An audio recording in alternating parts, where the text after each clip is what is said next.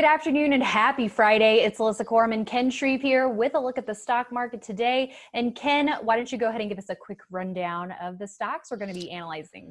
Well, first of all, the stock market closed well off session highs, some hmm coronavirus jitters causing some selling, but we're going to take a look at a really bullish move for Wingstop.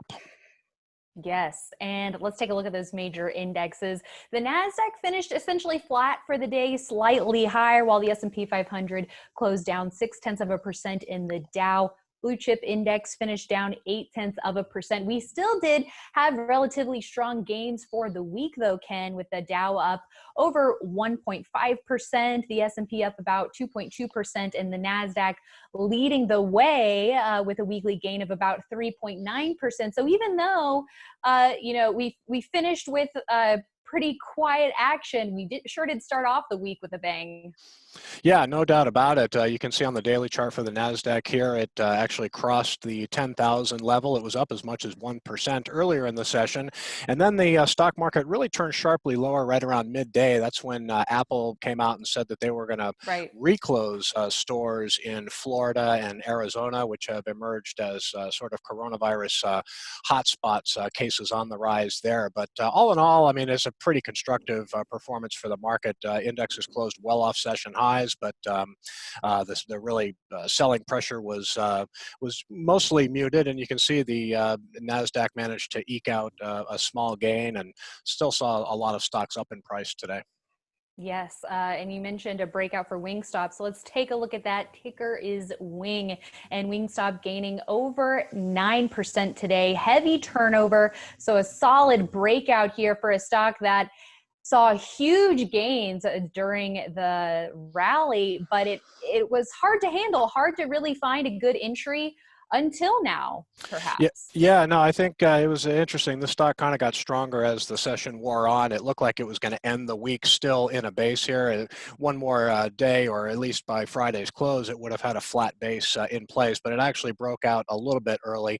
I still look at that 130.99 pivot as a legitimate entry point, but Wingstop was featured in Stock of the Day. Bill Peters did a hmm nice job writing about Wingstop, talking about the company's strength and takeout and digital. And when you look at some of the best performing restaurant stocks at this point, a lot of them are those that have been investing pretty heavily in digital, like Wingstop.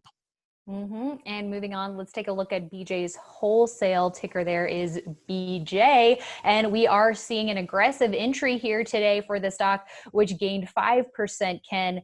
And we have been using these downward sloping trend lines quite a bit lately to look at early entry points. Yeah, absolutely. And this, you can see, it was just a nice breakout over a trend line today. Volume was about average, but nicely higher than what we've seen in recent days. So BJ's made a really solid move several weeks ago when it reported earnings, and it really did a nice job holding gains. It came down to its 21-day moving average, found support, and you had a nice little breakout over a trend line today. So the second retail stock that we're talking about today, still seeing some nice strength in the retail sector. Yeah, and last but not least, let's check in on Teladoc. This has also seen really strong gains over the last year, and it is nearing a conventional entry here right around the 204 area. Now, this one was a little bit tricky to handle because it did dip below its 50-day moving average, but the 2 days that it did drop down to this 150 level, it did see some nice supporting action at least. Yeah, definitely. We've been talking about this one on IBD Live in recent shows. Like how the stock came down to the 150 level, as you just pointed out, and found support each time there. It has been working its way higher, and some nice volume in the stock today. So we're definitely looking at Teladoc as a breakout candidate here. We've highlighted that 203.95 buy point, and as coronavirus starts Mhm. to spread in some key states, not surprising to see Teladoc do well. It's a big reason why the stock has been so strong as people use their on-demand healthcare services. Yeah, and even though it's not profitable yet, the sales growth is quite notable, and we saw acceleration over the last couple of quarters. Yeah, sometimes you can make an exception of companies that aren't making money yet, especially if you've got accelerating revenue growth. And you can see down on the bottom of the chart here, growth going from 24% to 27% to 41%. So that's called acceleration, and we certainly like to see that. So when you have accelerating revenue growth and a nice technical setup here, it usually means all systems go. All right, everyone. That is it for today's show. Thank you so much for joining us.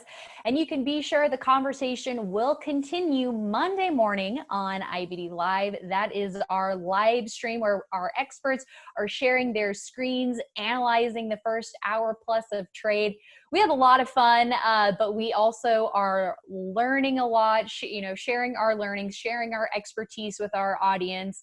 And we're pointing out actionable stocks all the time and keeping our audience up to date with current market action and Yeah. our outlook. There's been a lot to talk about, absolutely, in terms of growth stocks that are working well in this market. And even though we did see some selling in the S&P 500 today and the Nasdaq closed well off its session high, there were still a lot of growth stocks that worked well today. So we're still in a confirmed uptrend, and no reason to give up on this rally yet. Mm-hmm.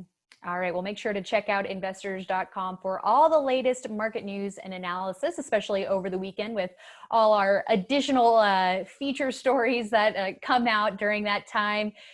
That's a great time to do research, and we will see you right back here on Monday.